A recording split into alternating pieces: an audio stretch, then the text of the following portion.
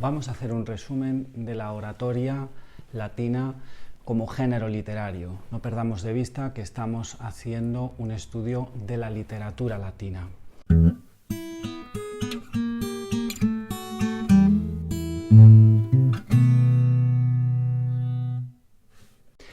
La oratoria es el capítulo de esa literatura latina que se ocupa de estudiar las obras que tienen forma de discurso, es decir, son discursos que se pronunciaron ante un auditorio y que han llegado hasta nosotros. Estas dos son características fundamentales. Primera, muy importante para los protagonistas en su día, que el discurso se pronunciara.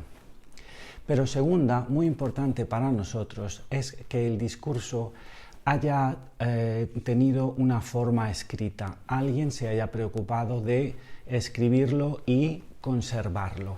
Gracias a eso es a lo que nosotros nos agarramos para poder estudiar estas obras literarias, porque la calidad literaria que adquieren muchos de estos discursos es indiscutible. Todo el mundo sabe lo que es un discurso, pero en la antigüedad se había hecho una división, una clasificación de todos los discursos en tres tipos de discurso, atendiendo al auditorio para el que se fuese a pronunciar. Había discursos de índole política, los que se llaman discursos deliberativos. También había discursos de índole judicial, para acusar o para defender a algún reo, son los discursos judiciales. Y por último estaban los discursos demostrativos, que simplemente pretendían enseñar o incluso a veces solo entretener. Estos discursos también tienen una función específica y una gran importancia, especialmente, como veremos, al final de la historia de Roma. Junto a la oratoria, que ya digo que es el conjunto de discursos pronunciados en su día y que han llegado hasta nosotros, hay que tener en cuenta también otro concepto, que es el concepto de retórica. La retórica es como la teoría de los discursos, como una ciencia teórica que se encarga de establecer cómo deben hacerse los discursos, qué partes tienen que tener, cómo debe ejercitarse el arte de la oratoria, etcétera, etcétera.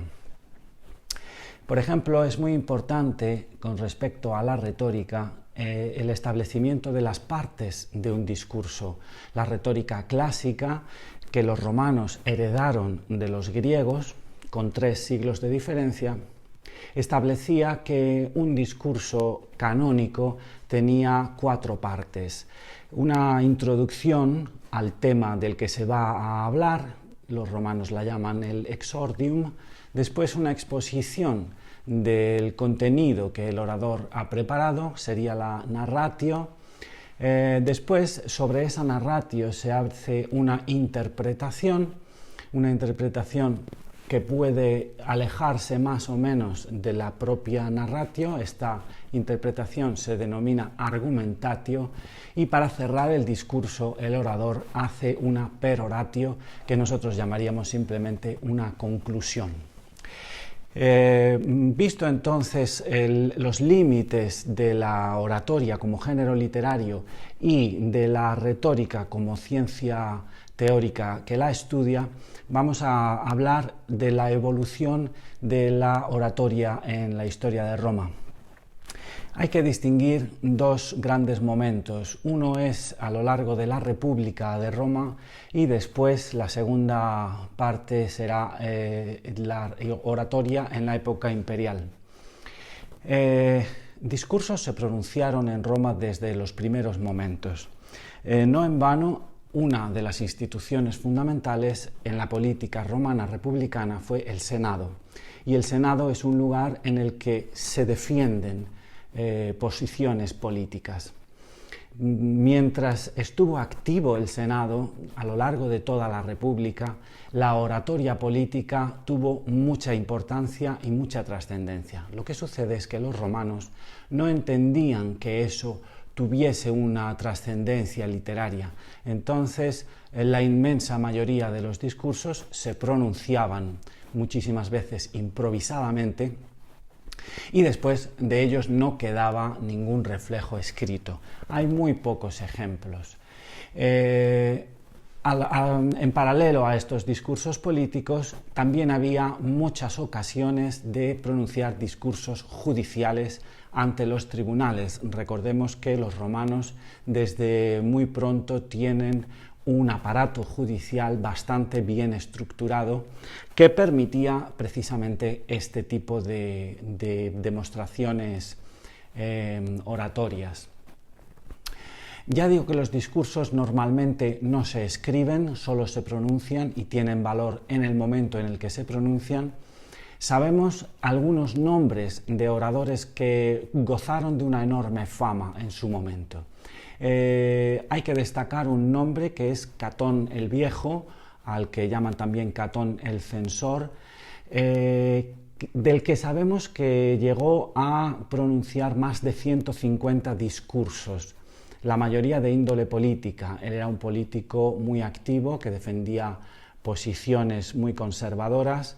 Entre los siglos III y II antes de Cristo, en la época de las guerras púnicas, del final de las guerras púnicas, es él el que pronunciaba, según se cuenta, aquella famosa frase de Censeo Carthaginem delendam esse, o más sencilla la formulación que todos conocemos, Cartago delenda est. Pero a nosotros nos interesa ahora recordar una frase que también se le atribuye, rem tene verba sequentur. Capta el mensaje, las palabras vendrán detrás. Con esto, Catón el Viejo se opone al aprendizaje de la oratoria como un recurso educativo, como una ciencia que se puede aprender. A él lo que le interesa es el contenido. Si el contenido es honesto, el discurso va a salir bien seguro. Esta es la forma de verlo muy romana, muy republicana. Todavía durante la República, ya en sus últimos años, destaca la figura de Cicerón. Cicerón es la cumbre de la oratoria latina. Cicerón pronuncia discursos tanto judiciales como políticos, también tiene una carrera política extensa y muy comprometida. Y de Cicerón podemos decir que es la cumbre no solo de la oratoria, sino de la intelectualidad. Es la figura del intelectual romano republicano por excelencia. Tanto en su momento fue tenido así, como en los siglos posteriores la trascendencia de Cicerón es esta, es la que ha llegado hasta nosotros. Se considera que el latín de Cicerón, el latín de los discursos de Cicerón, es el modelo, es el mayor logro de la lengua latina. Con respecto a la época republicana, podemos decir entonces que hay una oratoria prolífica, muy viva y muy activa. ¿Qué sucede cuando Octavio llega al poder y pone fin a las instituciones republicanas? ¿Qué pasa a partir de ese momento en el Principado y después en el Dominado? Toda la época imperial supone el fin de la oratoria activa. El Senado ya no tiene las funciones que había tenido en la época republicana y casi es una institución decorativa, en muchas ocasiones puramente decorativa. Por lo tanto, no hay ya tantas ocasiones para pronunciar esos discursos y eso lleva inexorablemente al hecho de que tampoco surjan grandes figuras en la oratoria romana. Todavía en el siglo I después de Cristo, una figura como Quintiliano, Fabio Quintiliano, es un maestro de retórica y es el que establece, el que se da cuenta de que ya en su época en la segunda mitad del siglo I después de Cristo, en su época ya no hay grandes oradores como aquellos que había habido antes y cuyos discursos él pudo leer, o muchos de esos discursos él los pudo leer. Comparándolo con los oradores de su momento, Quintiliano lamenta que no haya una calidad en su época comparable a la de épocas anteriores. Pero él lo atribuye simplemente a una dejadez, a una especie de desidia, a un abandono de la educación. Él es un gran educador. Sin embargo, un contemporáneo suyo, algo más joven, Tácito, también profundiza en ese aspecto, también tiene algunas obras de teoría, de retórica, pero él sí que se da cuenta de que el problema no es solo el abandono de la educación antigua, sino también la falta de instituciones republicanas en las que la oratoria pudiese florecer como había florecido antes. Más allá, más adelante, en los siglos posteriores, la oratoria se convierte en una parte de la educación. La educación de los romanos se basa en el aprendizaje de la técnica de los discursos, pero especialmente tienen ahora relevancia los discursos de aquel tercer tipo, de los puramente demostrativos. Se considera que una persona culta debe saber construir un discurso y como ya no hay ocasión de hacer discursos políticos y en muy pocas ocasiones judiciales, es precisamente la oratoria demostrativa la que tiene la función central en la enseñanza de la retórica.